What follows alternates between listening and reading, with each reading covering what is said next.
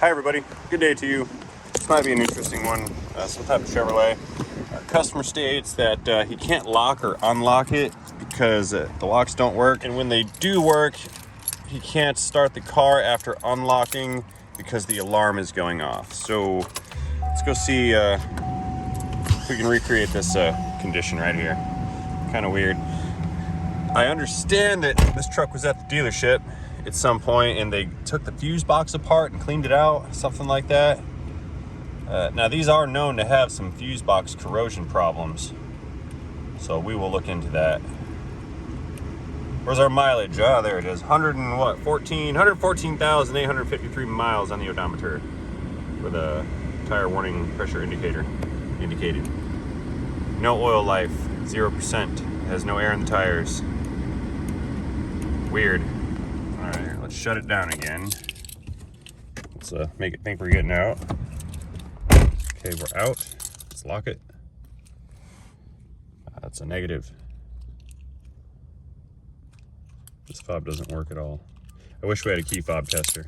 Okay. Restarting the engine.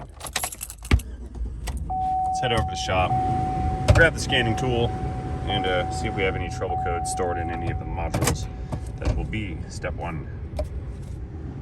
Okay, let's do attempt 2 to see if the locking or unlocking works. Okay, that doesn't work. Maybe, I wonder if we lock it.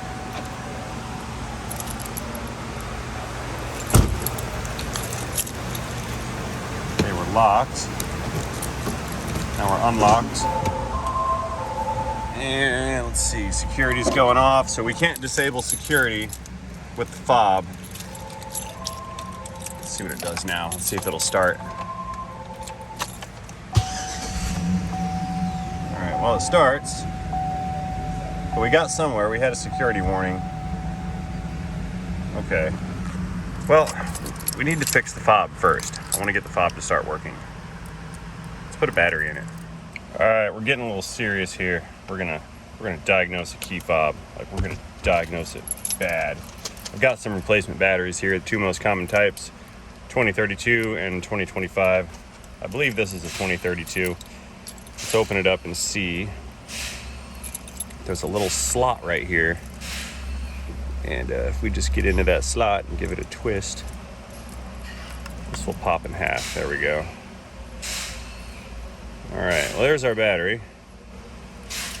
Let's get that guy out. See if it's any good. This one is a part number CR2032. And these are 3-volt batteries, so let's probe it with the metering device and just see what we got here. 3.21 volts. This is a good battery. But just to introduce a known good variable, I'm gonna pop one of these guys out of the blister pack and install that one. I'll just put this one back since it's probably good. There we go. Positive side faces down according to the instructions.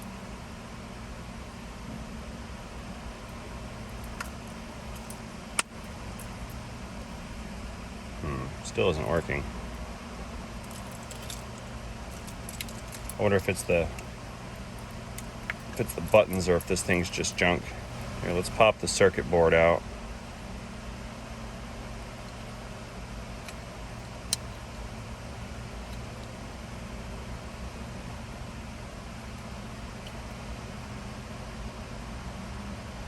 It's not working.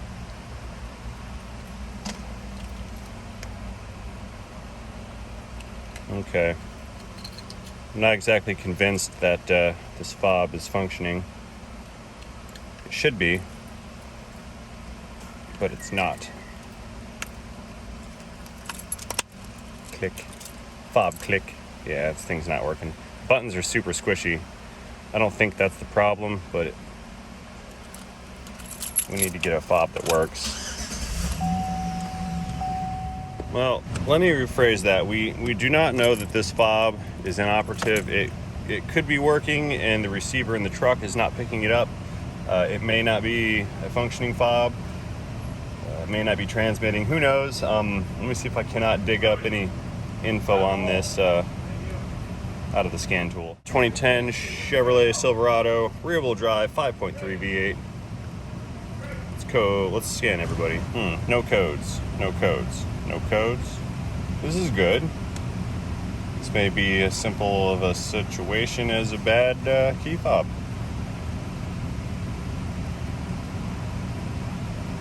Oh, hang on here. Body control module, lost communication with remote function actuation, symptom 00.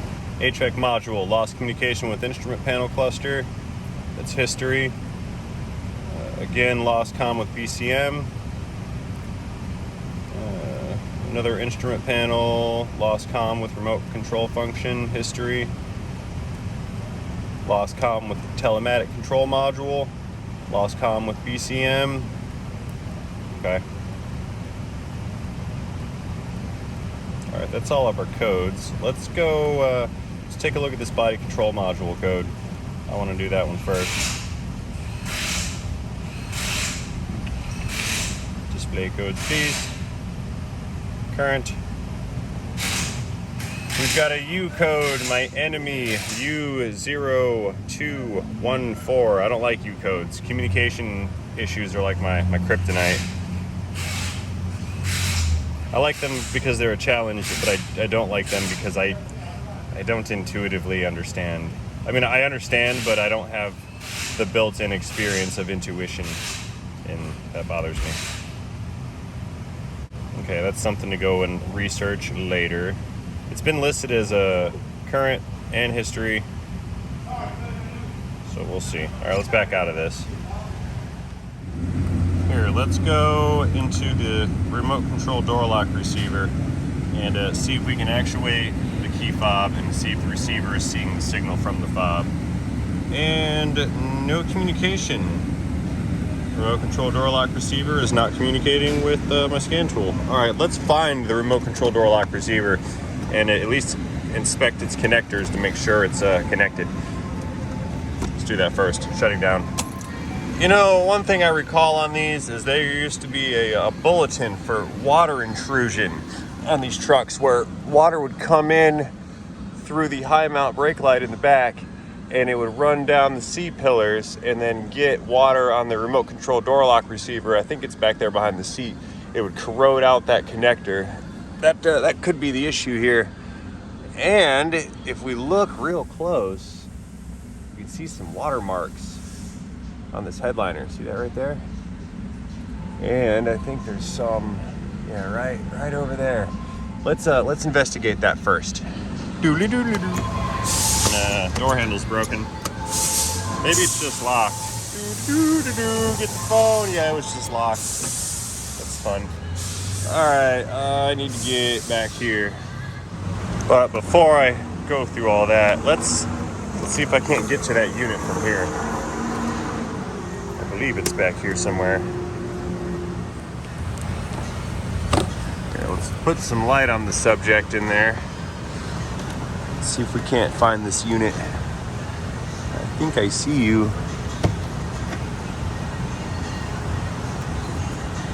Yeah, that's it right there. Hey, look at that. Bunch of rust. I think there's water coming in this truck.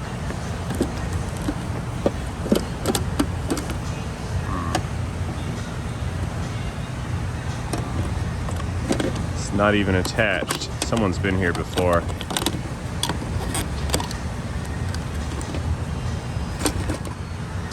Yeah, someone's been here before. What have we done? Let's get this thing out of here. Let's examine this module a little bit. This is the condition that I found it in. We've got some rubbing action on the part number and the sticker. It's been handled before. If you recall, we found it and it was not mounted very securely. And here's something standing out to me. Someone's been in this thing before because they've pried on these little tabs to take this apart, and the tabs did not return to their home position. See that one right there? That one's good. So let's take this apart and see what we can see inside of there. Maybe we're gonna find something, maybe we're gonna find nothing, maybe I can't even get it apart. Someone's been in here though, or they've tried to get in here. And I imagine they're troubleshooting the same problem. Corrosion. Look at that. There's no way this module is going to function. I mean, there is a way, it's possible, but yeah, look at that. It's not good. Looky here. Look at all that corrosion. This unit has gotten wet before, which tells me that the bulletin applies. The high mount brake light is probably leaking water into the cabin. It's running down, getting into this module, and corroding the contacts in it. We can even see it on the back side of the PCB. We can see here there was a short, or just a bunch of corrosion. Don't know. You know, just for fun, I think I want to hit this with a wire brush, clean everything up, and we're just going to plug it in and see if it works. I mean, it's probably not, but it'll be fun. Let me get a wire brush. I'll be right back. Okay, so I went and fetched some electrical cleaner. I already know this thing doesn't work, so I can't really make it any worse. So here, let's just give this a spray down, see if we can't clean it up some. And then I'll hit it with a nylon brush. This is not gonna work, but if it does, it'll be fun.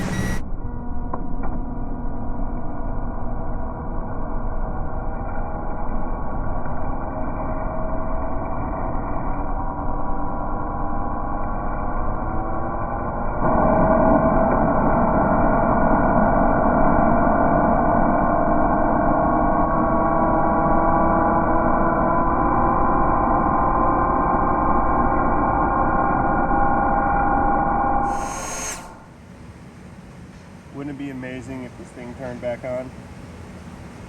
Yeah, we can see some flaking though on the board right here. Look at that. The corrosion is deep.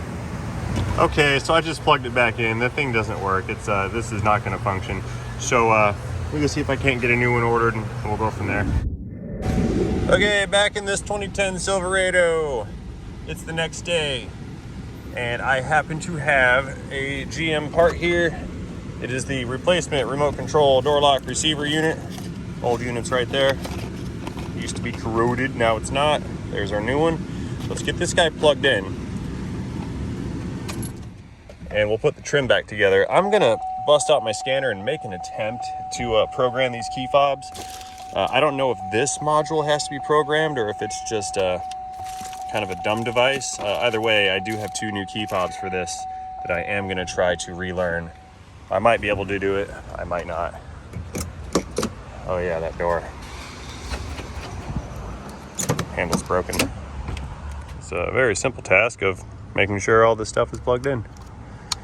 Now, I don't know why this is a 4-wire connector, but I do know that there are only 3 wires that go to it, so I'm assuming that's for a different model or something like that. Okay, our unit's plugged in, and I need to re-secure it.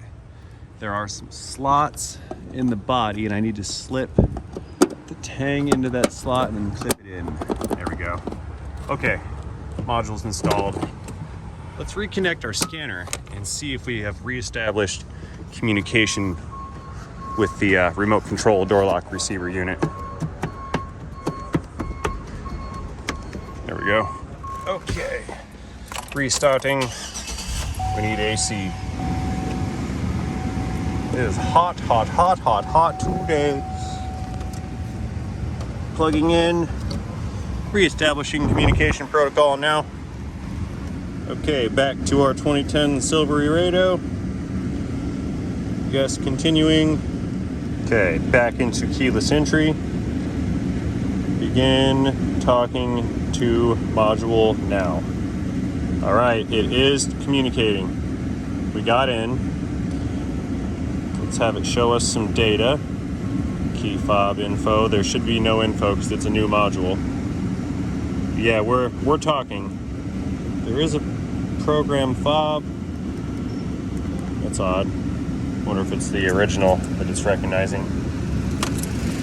Let's find out.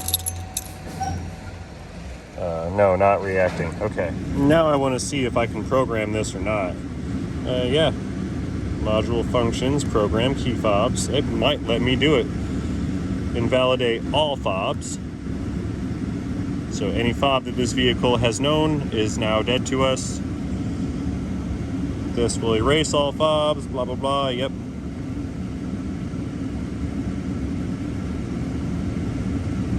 Validate all fobs. Let's program. All right, I've made a couple attempts to get this to relearn these new key fobs here, and it will enter the programming sequence. I'm instructed to press the lock and unlock button simultaneously, but it's actually not, it's not taking place. So I do believe I need to actually have this module programmed first, and then we can learn the key fobs. That being said, since I've got to send this out to have this module reprogrammed, I'm not going to program the fobs. I'll just have them do it while it's there, because they will have to set that up at that point in time. So I really have no choice but to go ahead and end this video right now.